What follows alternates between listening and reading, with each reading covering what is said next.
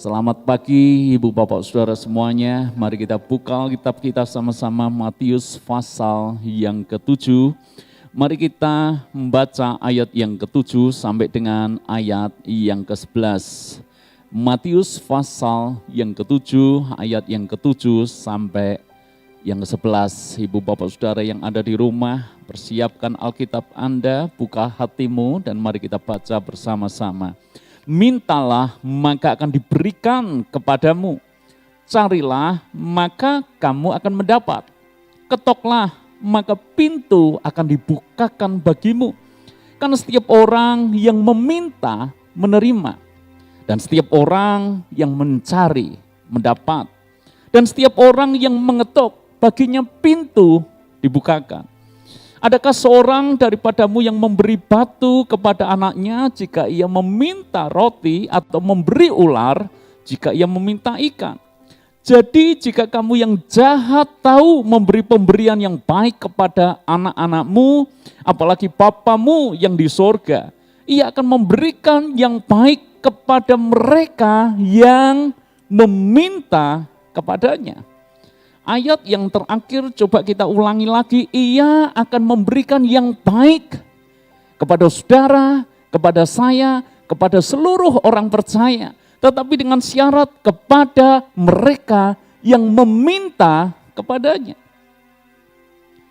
Di dalam Matius pasal yang ke-6 dikatakan, sesungguhnya Bapa kita tahu bahkan sebelum kita meminta kepadanya.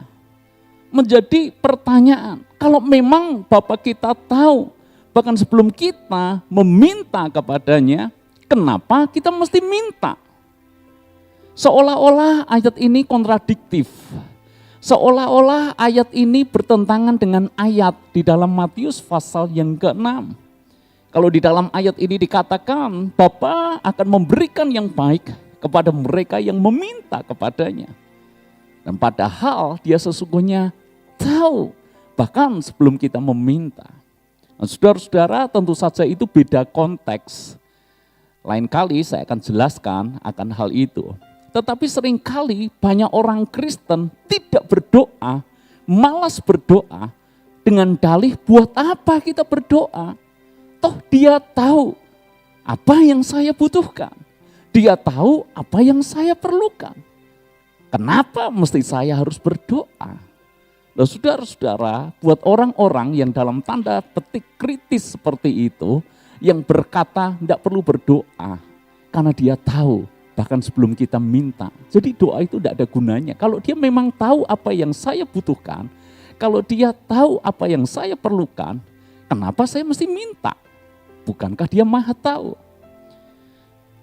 Untuk orang-orang Kristen yang kritis seperti ini, seringkali pertanyaan yang sama pernah ditanyakan kepada saya, Pak, buat apa berdoa? Bukankah dia tahu saya butuh apa, saya perlu apa?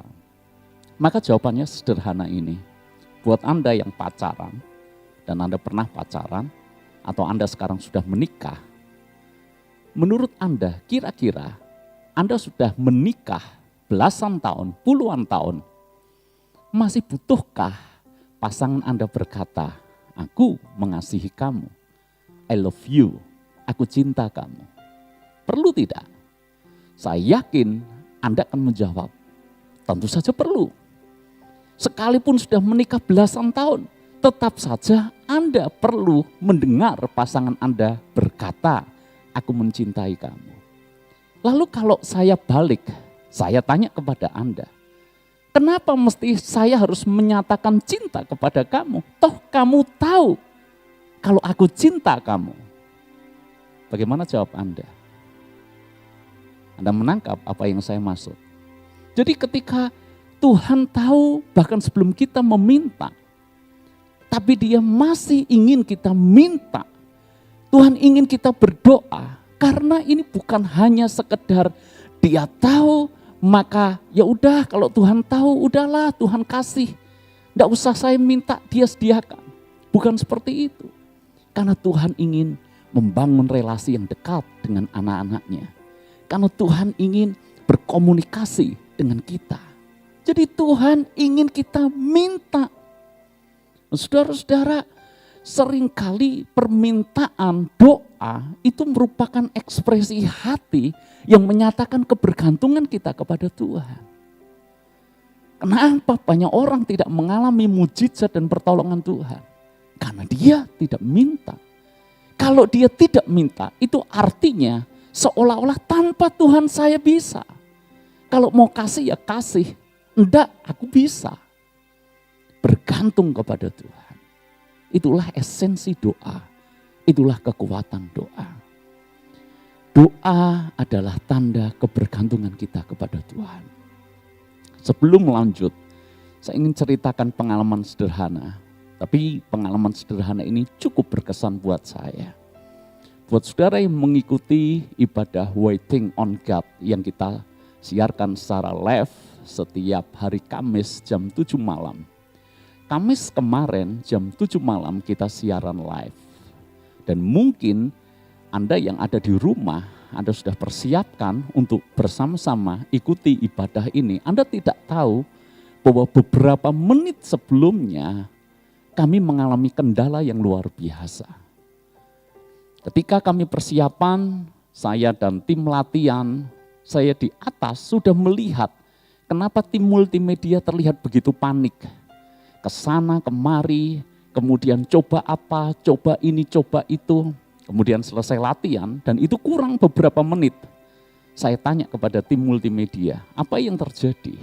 Lalu kemudian tim multimedia menyatakan ada satu kendala. Dan ketika saya diberitahu kendalanya, saya lihat ini masalah sangat serius.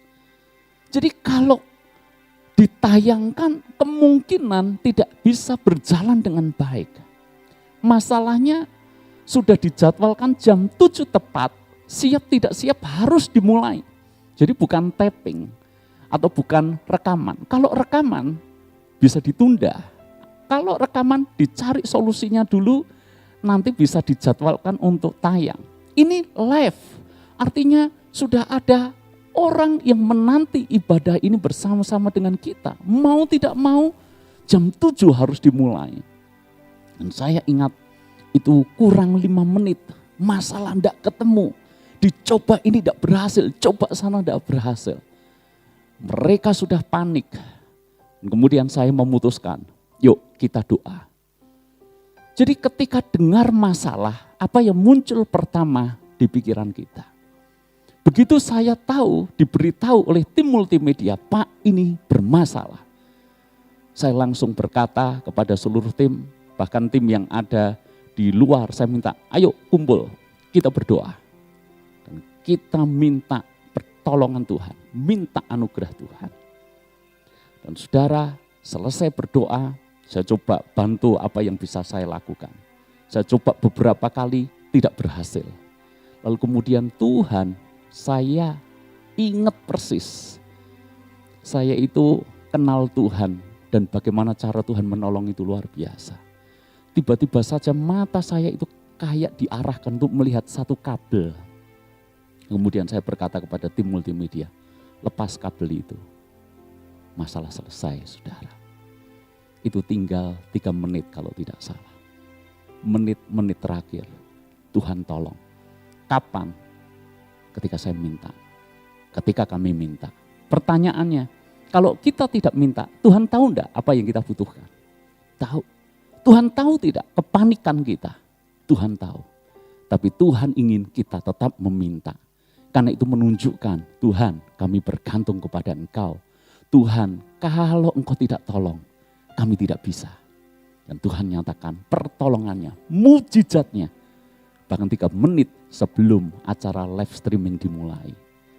Ini pengalaman sederhana, tapi saya rasa seluruh tim yang pada waktu itu berkumpul tahu persis. Doa itu luar biasa. Itu sebabnya Anda dan saya tetap berdoa, tetap minta. Sekalipun Bapamu tahu, bahkan sebelum Anda memintanya. Alkitab katakan seperti ini, mintalah akan diberikan kepadamu. Carilah, kamu akan mendapat. Ketoklah, pintu akan dibukakan bagimu. Kalau saya balik, dan di dalam ayat yang ke-8 itu adalah ayat pembalikan. Ayat itu berkata, Karena setiap orang yang meminta menerima. Kalau saya balik, kalau tidak minta berarti tidak menerima. Kalau tidak mencari berarti dia tidak mendapat. Kalau dia tidak ketok pintu, pintu tidak akan dibukakan. Misalnya, saya janjian dengan seseorang, saya janjian dengan seorang teman misalnya. Dia berkata, nanti jam 6 saya akan jemput kamu. Kebetulan rumah saya itu jarak antara pagar dan rumah itu cukup jauh. Ada tombol bel di depan pagar. Kami janjian jam 6 misalnya. Teman saya datang, tapi tidak ketok atau tidak pencet bel.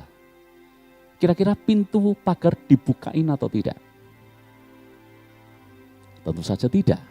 Kenapa? Tidak pencet bel. Mungkin teman saya berkata, bukankah kita janjian jam 6? Kenapa pintu tidak dibukakan? Maka saya akan berkata, sudah ada bel yang kamu pencet. Semudah itu kamu pencet bel, pagar akan terbuka. Pagar akan dibukakan. Dan karena tidak pencet bel, dia harus menunggu sekian waktu lamanya. Kenapa seringkali apa yang Anda rindukan belum terwujud, bahkan sampai hari ini? Ada beberapa kemungkinan. Kemungkinan pertama, memang belum waktunya Tuhan, karena waktu Tuhan selalu yang terbaik. Tapi kemungkinan yang kedua, karena kita tidak minta, karena kita tidak mencari, karena Tuhan berkata, kamu ketok pintu, pintu akan dibukakan, dan kita tidak ketok pintu. Mirip seperti cerita saya tadi. Kalau ada teman saya yang janjian dan tidak pencet bel, mungkin dia akan menunggu waktu cukup lama. Waktu yang sebetulnya dia tidak perlu tunggu. Seandainya dia pencet bel itu. Makanya ibu bapak saudara semuanya, saya menyarankan kepada Anda. Doa adalah hal yang paling penting dalam kehidupan kita. Dulu sekali, atau mungkin Anda pernah mendengar khotbah seperti ini. Jangan minta sama Tuhan. Doa kok ngemis-ngemis sama Tuhan. Pernahkah Anda mendengar seorang pembicara, pendeta punya statement seperti itu? Saya pribadi sering kali saya mendengar khotbah seperti itu. Seorang pendeta di atas mimbar dia berkata kepada jemaat, jangan minta-minta sama Tuhan. Jangan ngemis-ngemis sama Tuhan. Mungkin maksudnya pendeta itu ingin dalam doa kita itu bukan hanya kirim laporan sama Tuhan. Tuhan aku butuh ini. Tuhan aku pengen ini. Tuhan yang ini aku belum punya, aku pengen. Mungkin maksudnya doa itu bukan kirim laporan kepada Tuhan. Dan memang benar bahwa doa itu bukan sekedar upload, kirim laporan. Bahwa esensi doa itu harusnya download. Bukan menyatakan aku mau apa, tapi doa itu memang esensinya kehendak Tuhan itu apa. Kita pengen tahu, makanya di-download kehendak Tuhan. Mungkin maksud pendeta seperti itu, makanya dia berkata, jangan minta kepada Tuhan. Jangan jadi orang Kristen yang sukanya ngemis-ngemis sama Tuhan. Saya pribadi sebetulnya tidak setuju dengan istilah itu. Dan saya tidak pernah mengkhotbahkan. Jangan minta, jangan ngemis-ngemis sama Tuhan. Karena Tuhan sendiri berkata, terus terang. Tuhan sendiri berkata, minta, aku akan berikan kepadamu. Cari, engkau akan mendapat. Bahkan di dalam Yohanes dikatakan, engkau belum minta satu pun kepadaku. Mintalah, supaya aku memberikannya kepadamu dan sukacitamu penuh. Lah wong Tuhan sendiri kasih tawaran, kamu minta. Bahkan apa yang kita minta, saudara. Saya bacakan buat Anda. Yohanes 16, 23b. Aku berkata kepadamu sesungguhnya segala sesuatu yang kamu minta. Apa? Segala sesuatu.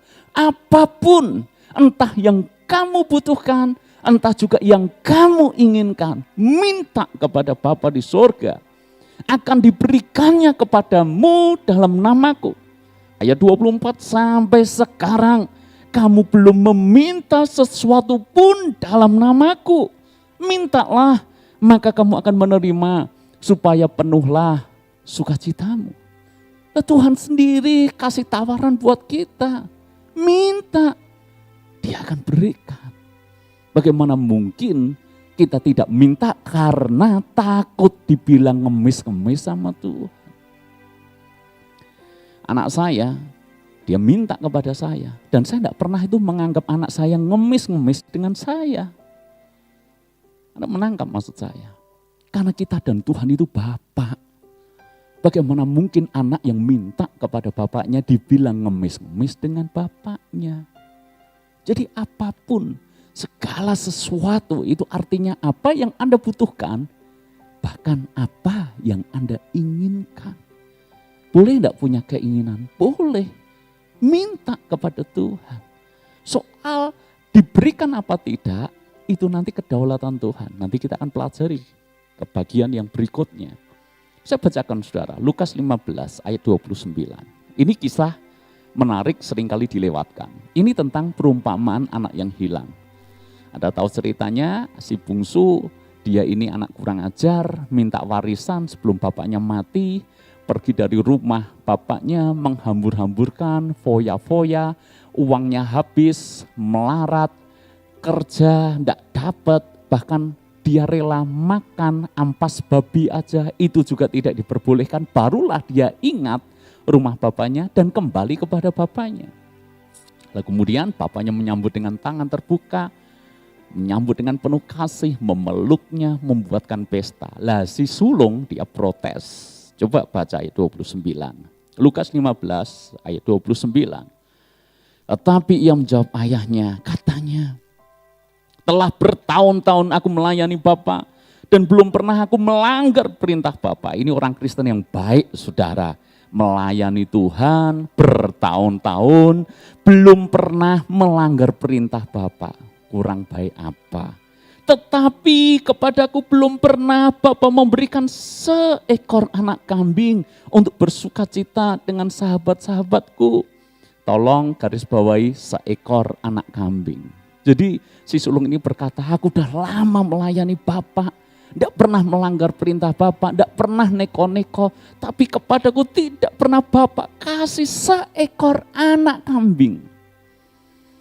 Ayat 30, tetapi baru saja datang anak Bapak yang telah memboroskan harta kekayaan Bapak bersama-sama dengan pelacur-pelacur, maka Bapak menyembelih anak lembu tambun itu untuk dia. Si sulung berkata, anak kambing saja aku tidak pernah dibuatkan pesta. Ini si bungsu yang kurang ajar pergi dengan pelacur-pelacur, boroskan harta Bapak, pulang kok dibuatkan pesta anak lembu tambun. Mahal mana saudara? Yang satu anak kambing sama lembu mahal mana? Ini tidak cuma lembu atau sapi, tapi sapi tambun, penuh lemak, jauh lebih mewah, lebih mahal. Kata ayahnya kepadanya, ini kuncinya, anakku, engkau selalu bersama-sama dengan aku dan segala kepunyaanku adalah kepunyaanmu. Bapaknya sampai ngomong, nak, kamu itu anak tapi mentalmu budak. Minta aja takut. Bukankah apa yang aku punya itu juga yang kamu punya? Apa yang bapamu punya, itu punya kita juga. Kenapa kita tidak dapat semuanya itu? Karena kita tidak pernah minta. Bapamu rindu melihat engkau sukacita. Yang dia mau adalah minta. Yang dia mau adalah cari. Yang dia mau adalah pintu itu diketok. Supaya kita mendapat. Kalau kita tidak minta, jangan salahkan Tuhan kalau dia tidak beri. Kalau kita tidak ketok pintu surga, jangan salahkan kalau pintu itu tetap tertutup. Dan jangan Anda pakai dalih seperti orang-orang yang malas berdoa itu. Dia tahu apa yang aku butuhkan. Kenapa saya harus minta dulu, baru dikasih oleh Tuhan. Kami sepakat Misalnya dengan anak saya yang sulung, dengan Brian. Dia setiap bulan, dia minta uang untuk pulsa. Supaya dia bisa berinternet ria dengan handphonenya. Kalau dia tidak minta, saya kasih tidak. Ya tentu saja tidak. Karena saya menganggap dia punya uang sendiri untuk beli pulsa. Sekalipun dia punya uang untuk beli sendiri, karena kami sudah deal di awal, kalau pulsa, minta saja, nanti papa akan kasih. Maka dia pinter, berhikmat. Sudah tahu tawarannya jelas. Sekalipun dia punya uang, dia tetap minta. Dan kalau dia minta, saya kasih. Tidak pernah saya berkata, kamu punya uang sendiri, kenapa minta-minta? Kenapa kamu ngemis-ngemis sama papa? Tidak pernah. Dia anak. Anda menangkap yang saya maksud? Jangan-jangan Anda dan saya bergulir terus, bergulat terus dengan masa-masa sulit. Bukan karena bapamu tidak tahu apa yang kau butuhkan. Masalahnya sederhana, kita tidak pernah minta. Kenapa tidak minta? Terlalu malas untuk minta. Terlalu malas untuk berdoa. Terlalu malas untuk buka mata, mengambil waktu saat teduh dengan Tuhan. Terlalu malas akan hal itu. Dan kita maunya gampang. Ya dia tahu apa yang saya butuhkan. Tidak usah saya minta, mestinya Tuhan penuhi. Tapi ayat ini membuka mata rohani kita. Jangan berpikir seperti itu. Sebab kita hanya akan mendapat kalau kita mencari. Kita hanya akan menerima kalau kita meminta. Dan pintu akan dibukakan hanya ketika Anda ketok pintu surga. Amin. Yang ketiga, atau yang terakhir seperti ini. Ayat yang ke-9 saya ulangi.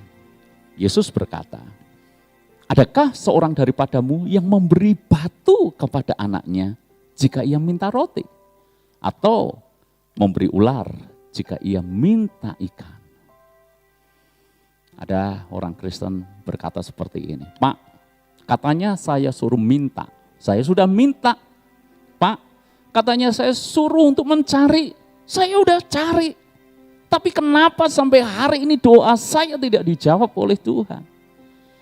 Yesus berkata apa? Adakah seorang daripadamu, maksudnya kita yang sudah jadi bapak punya anak, yang akan kasih batu kepada anakmu kalau anakmu minta roti? Apakah ada bapak kasih ular kalau anaknya minta ikan?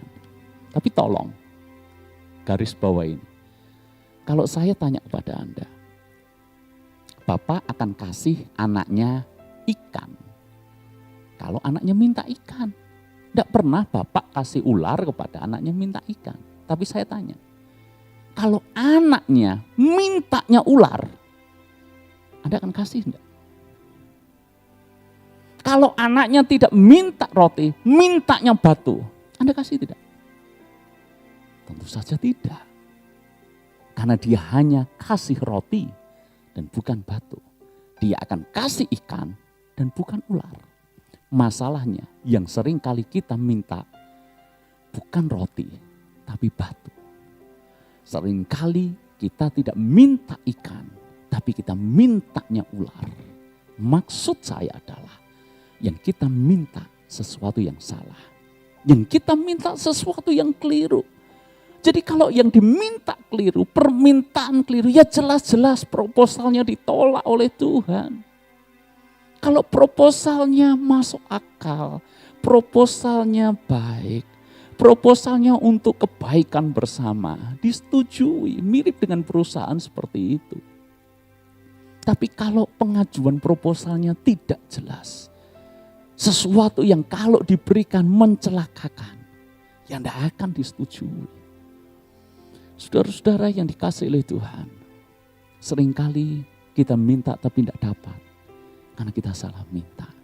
Dan hati-hati kalau kita maksa Tuhan dengan permintaan yang keliru. Hati-hati, Tuhan maunya kasih ikan tapi kita ngotot minta ular. Hati-hati kalau kita maksa Tuhan terus, karena hidup pilihan.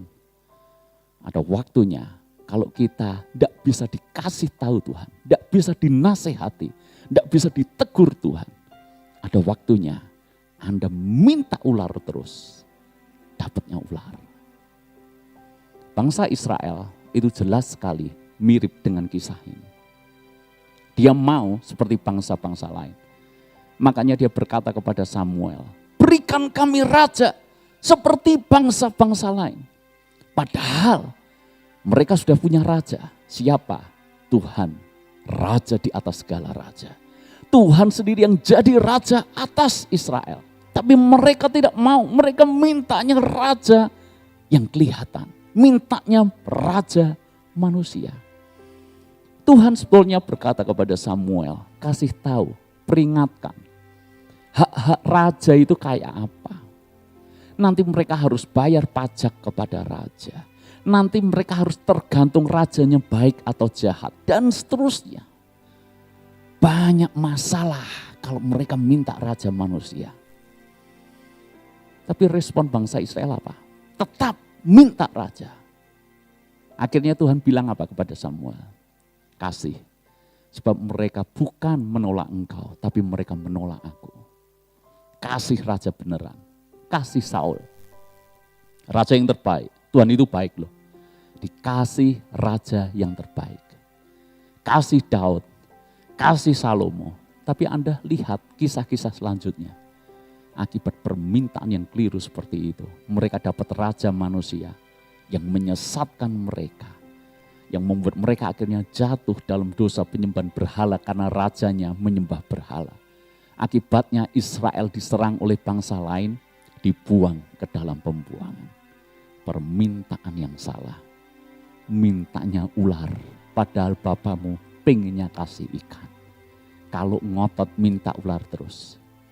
Kalau dapat ular, masalah besar buat kita semuanya.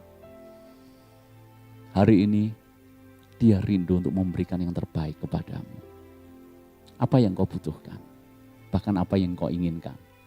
Yesus berkata, mintalah, maka akan diberikannya kepadamu. Supaya sukacitamu penuh. Tahukah Anda, Bapamu di surga selalu ingin anak-anaknya tersenyum ketika menerima berkat-Nya. Kami orang tua sangat senang ketika kami memberikan yang terbaik untuk anak-anak kami. Dan ketika mereka menerima pemberian terbaik dari kami, mereka tersenyum. Apalagi Bapamu di surga. Cuma masalahnya kita tidak pernah minta. Maka kita tidak pernah menerima. Hari ini minta. Jangan malu untuk minta. Jangan sungkan untuk minta. Dia bukan pribadi lain. Dia Bapamu sendiri. Bagaimana mungkin Anda malu minta kepada Bapak sendiri? Bapak yang punya segalanya. Anda yang sakit-sakitan. Anda mungkin capek, Anda lelah. Harus bergumul terus dengan sakit penyakit. Kenapa Anda tidak minta kepada Bapamu? Minta kesembuhan daripada Bapamu. Kalau Yesus menyembuhkan banyak orang dan Alkitab mencatat orang-orang yang bahkan tidak dikenal disembuhkan oleh Tuhan. Orang yang gila dipulihkan oleh Tuhan. Apalagi anak-anaknya. Kalau kita minta kesembuhan, Dia akan berikan kesembuhan. Kalau Anda minta, mungkin Anda capek ngontrak rumah terus. Memperpanjang terus, kadang tidak boleh diperpanjang. Sehingga Anda harus cari kontrakan lagi, cukup melelahkan. Tapi kalau Anda minta, bukan tidak mustahil, Tuhan akan berikan rumah kepadamu. Anda mungkin bergelut dengan pekerjaan yang tidak menyenangkan. Waktu Anda terlalu banyak dikorbankan, Anda kurang waktu bersama dengan keluarga. Tapi seolah-olah Anda tidak punya pilihan lain. Kenapa tidak minta kepada Bapa di sorga? Tuhan, kasih pekerjaan yang aku punya waktu fleksibel dengan keluargaku. Kasih pekerjaan yang mana aku bisa melayani Engkau. Anda yang mungkin terbelit dengan hutang. Anda mungkin capek. Anda kerja susah payah hanya untuk bayar hutang yang seolah sulit untuk lunas. Kenapa hari ini engkau tidak minta kepada Bapamu? Anda bisa berkata, Bapa ampuni aku salah dalam mengelola keuangan. Ampuni keputusan-keputusan bodoh yang aku buat. Tapi aku minta Tuhan, tolong hutang-hutangku Engkau bantu untuk selesaikan. Engkau bantu untuk lunaskan. Bapamu di surga tahu bagaimana menolong engkau. Apapun yang Anda rindukan. Entahkah mungkin Anda capek harus menghadapi pasangan yang sulit, menghadapi anak yang sulit, menghadapi orang tua yang sulit, menghadapi mertua yang sulit. Seolah-olah sulit untuk mereka berubah. Kenapa tidak minta kepada Bapa di sorga? Orang-orang sesulit apapun, bukankah Tuhan bisa mengubahnya? Paulus yang sulit, yang keras, yang menganiaya orang percaya, malah diubah menjadi rasul. Apakah ada yang mustahil bagi Tuhan Allah kita? Tidak ada. Makanya cukup minta. Saya mendorong Anda sekarang. Apa yang Anda rindukan, apa yang Anda butuhkan, bahkan apa yang Anda inginkan, minta kepada Tuhan. Buat saya pribadi, lebih baik saya minta. Soal dikabulkan atau tidak, itu kedaulatan Tuhan. Karena saya percaya Tuhan tahu yang terbaik buat saya. Kalau saya minta dan Dia tidak kabulkan, saya percaya. Karena Tuhan tahu yang terbaik buat saya. Saya percaya kalau saya diberi itu justru mencelakakan saya akan tetap bersyukur. Tetapi kalau saya minta, saya ada kemungkinan untuk menerima. Daripada saya tidak pernah meminta sama sekali. So sesimpel itu hidup dengan Tuhan. Sesimpel itu menjalani kekristenan. Mintalah akan diberikan kepadamu. Carilah engkau mendapat. Ketoklah pintu akan dibukakan. Mari jemaat Tuhan yang ada di rumah dimanapun Anda berada. Buka hatimu untuk Tuhan. Dia akan beri apa yang kita minta. Saat kita mencari, kita akan mendapatkannya. Karena Bapamu adalah Bapa yang baik. Haleluya.